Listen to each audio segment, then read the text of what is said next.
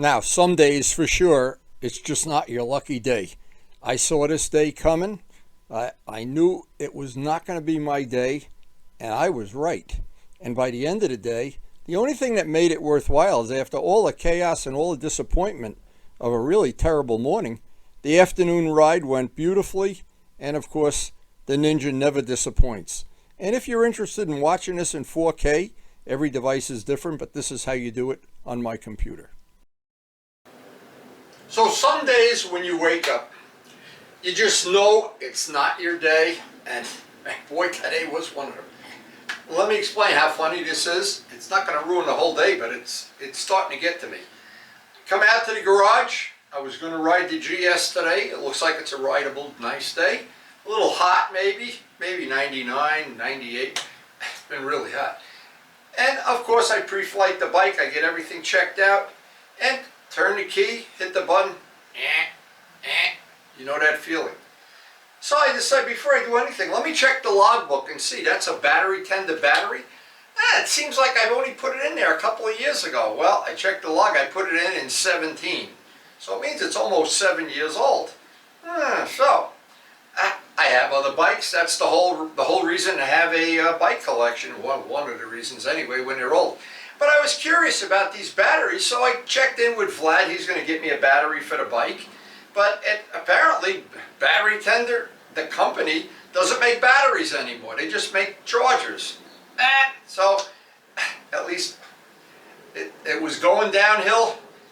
And I finally got all squared away here. And they said, well, you know what?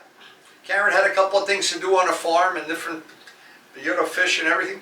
And she wanted me to move the car so she could get her car out. I go to turn the Sienna.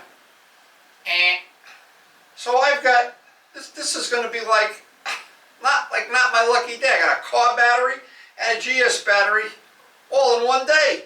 What are the odds of that happening? Now, it was Luciano who suggested years ago that this battery, and it was very, very, very good. 7 years in the GS, so that's a daily driver, so we've got a lot of use out of it. But it's uncanny to have two batteries go bad in one day is like unbelievable. But anyway, Vlad will get a battery. A week from now, I'll have a new battery, so I shouldn't complain about that. But the car, that's another thing.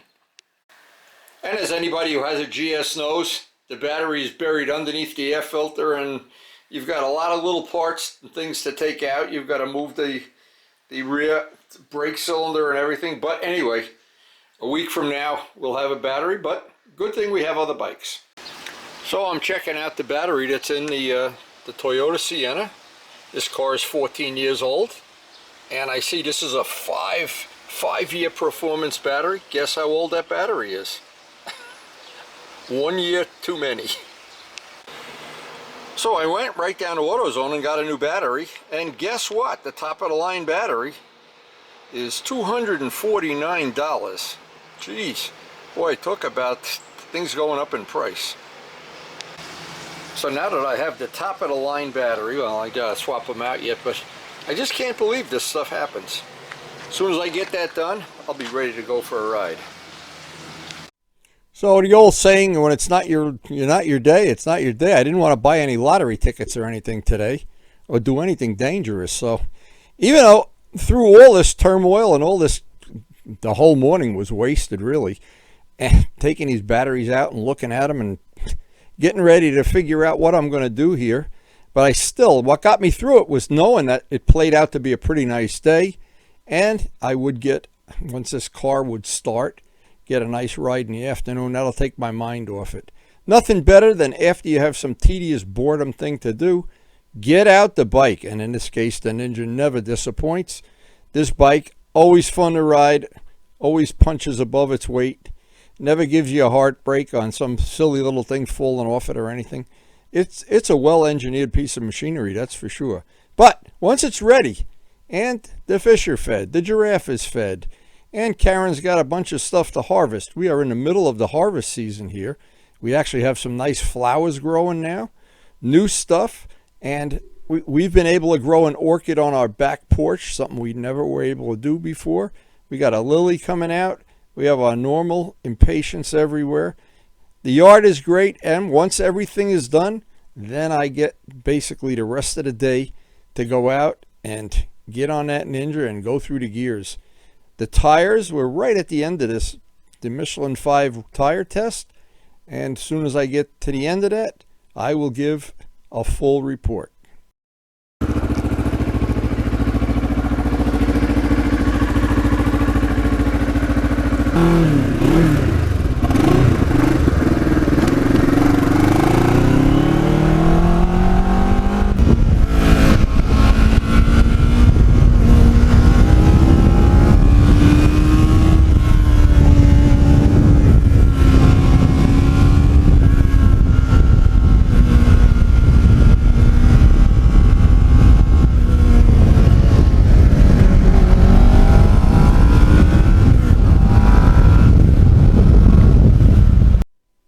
Once you get out on the open road, you forget all about the batteries and battery tender batteries and all the things that go on. And I guess it's good to get two of them out of the way in one day.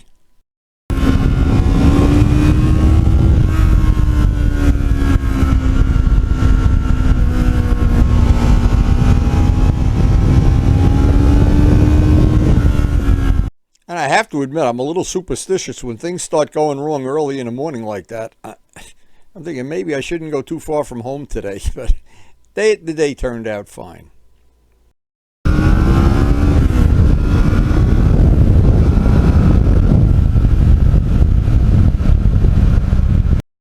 Now, I have battery tender lithium-ion batteries, and even in the RD I have one.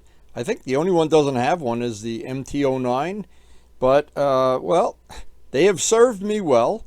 I've usually gotten 4 or 5 years out of them, so I guess I shouldn't complain. But on the GS, of course, it's a big job changing that battery.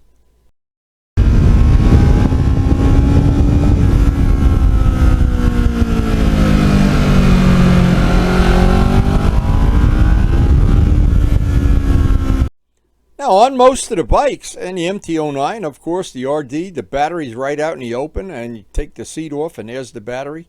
GS, you've got to plan the day around taking the battery. You got to get the air filter off and everything. It's kind of a laborious thing. This bike, easy peasy to get at the battery if you have to jump start it or whatever. Just one additional reason that I really, really like this bike.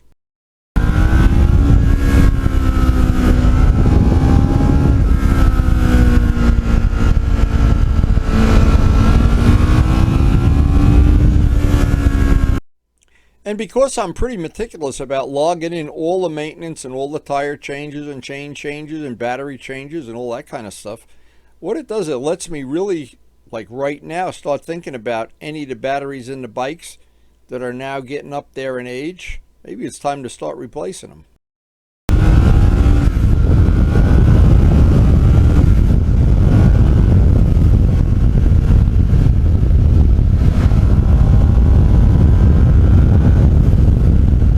But that's the thing with having a small, humble collection of bikes. If one doesn't start or one isn't up to snuff or you need tires on one, you just go take the other bike.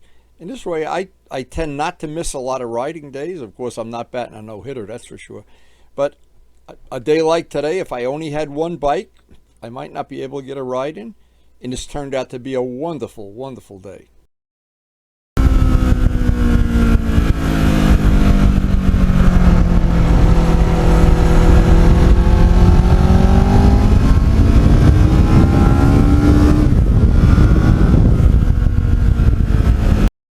When I did the restoration on this bike, I had already ridden it for many years. I knew I liked it, and I was very happy with the way it handled. I was happy with the power. It has a beautiful, smooth power delivery.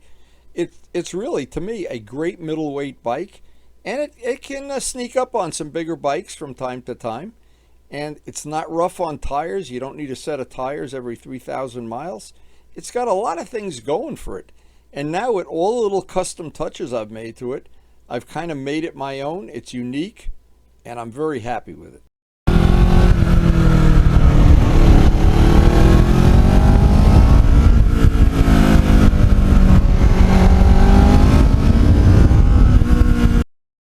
Now, the MT-09 is the mileage king of my little humble collection, but this guy's right behind, a couple of miles a gallon less.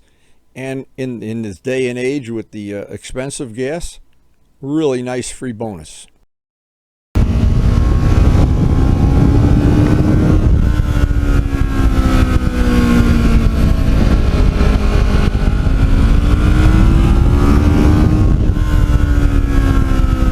Toward the end of this ride, it really did start getting hot. And that seat, thank God it's comfortable. And there's just a lot of nice comfort things. The bars are comfortable. You can look at the mirrors and see what's behind you. And there's just a lot of nice little things about this bike to like.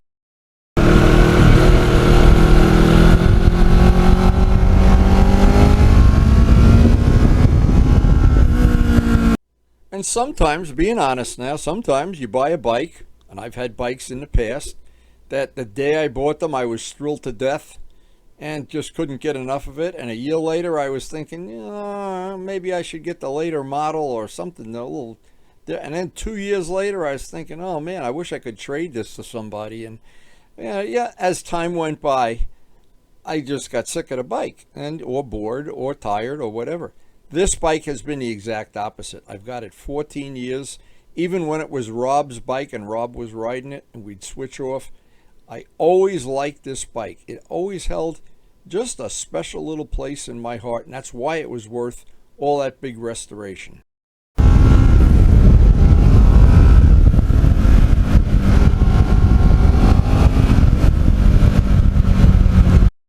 Now, I'm real happy to say that, hey, 14 years of riding this bike and 36,000 plus miles, it has never stranded me on the road, never broken down to where I couldn't fix it myself reasonably. Most of the maintenance that I've done on it is relatively easy to do and out on our channel. And it's just one of the things, it's like I always say, it's a free bonus.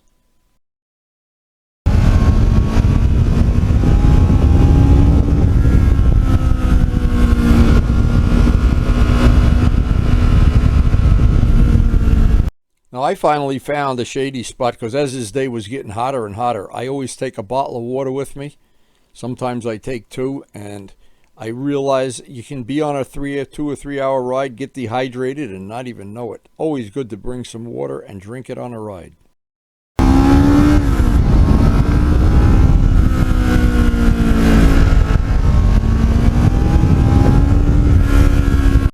So it's time to start heading back to the farm. It's been a good day. I don't want to push my luck.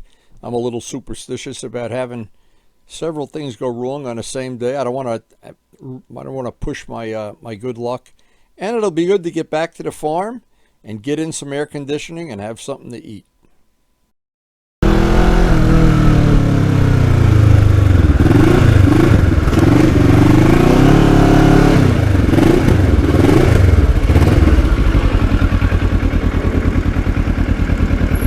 Now, maybe this wasn't the luckiest day of my life in terms of batteries, but it's always a lucky day when you can get out on the open road, enjoy some fresh air, enjoy a nice day. Actually, didn't even get too hot in the afternoon. I was amazed. Just an all-around good day. And I hope if you're at work or you're relaxing somewhere where it's nice and cool, you enjoyed sharing this ride with us. So the day ended without any more unusual bad surprises. It was kind of an unlucky day, but in a way it was a lucky day too. It's always a lucky day whenever you can get out on the open road.